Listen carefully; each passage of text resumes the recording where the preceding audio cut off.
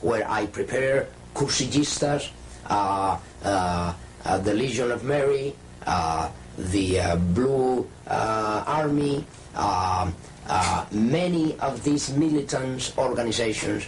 I train and prepare how they can become Baptists, how they can become Adventists, how they can become Methodists, how they can become Presbyterian, how they can become Pentecostal, and all these areas where they must infiltrate any area. You bring up one of the other questions I have, might as well ask it now, particularly the Blue Army. Is that in some way connected with the Fatima? That's correct. Is yes. that to protect it? Or that they are the army that creates the greatest promotion of that cult, of that satanic cult here in the United States. In every country, the Roman Catholicism displayed this promotion to the so-called Virgin. There is not even Mary, the Mary that we know in the Gospel, but a distortion of that really, truly Mary of the Gospel. They display to different militant organizations the promotional need for certain saint or virgin or whatever. And the Blue Army is the greatest promoters of the call to Mary here in the United States. The Opus Dei is another arm of the Jesuits. What that means, you have Masons, you have Illuminatis, you have the New Age movement, you have the Trilateral Commission, you have the Club of Rome, you have so many others. They are in different areas working through certain programs what they need in that particular area where these organizations move, whether they are secret or public organizations. They need to control certain area of certain people, and this is where and how they'll be ready to have them under control through these organizations. The Opus Dei mainly, they move next to what they call Christian democracy. The so-called Christian democracy is an outgrowth of this Opus Dei. It's exactly the words in Latin precisely define that. The Latin definition is for Opus Dei is the work of God.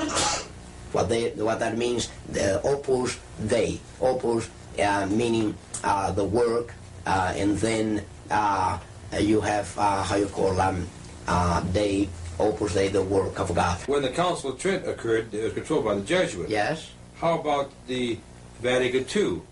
Now, the connection? Yes, the connection is very, very, very prophetical. I will say this. I think that will clear the whole point here, because it's so prophetical that while the Council of Trent was the first council to be managed by the Jesuit order, the Vatican Council was brought about by the same Jesuit order with the same intention.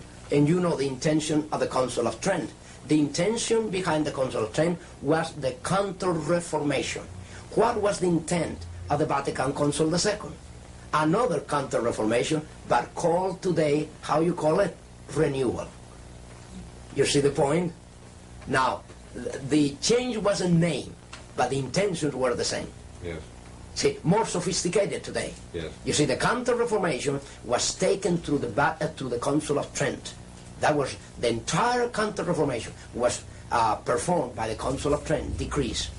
Then through that time until today, Vatican Council II came about with the idea of renewal. That means another step forward, and the final, I will say this is the final stage of a Counter-Reformation. Now, how about the charismatic movement? What's the connection with that? The charismatic movement is serving the purpose, as we said, of one of the many issues.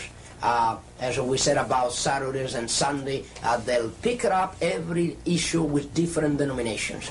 In the case of the charismatic movement, they pick up the charismatic movement because one factor. They could not bring under subjection the Pentecostal denominations. They couldn't. They could not.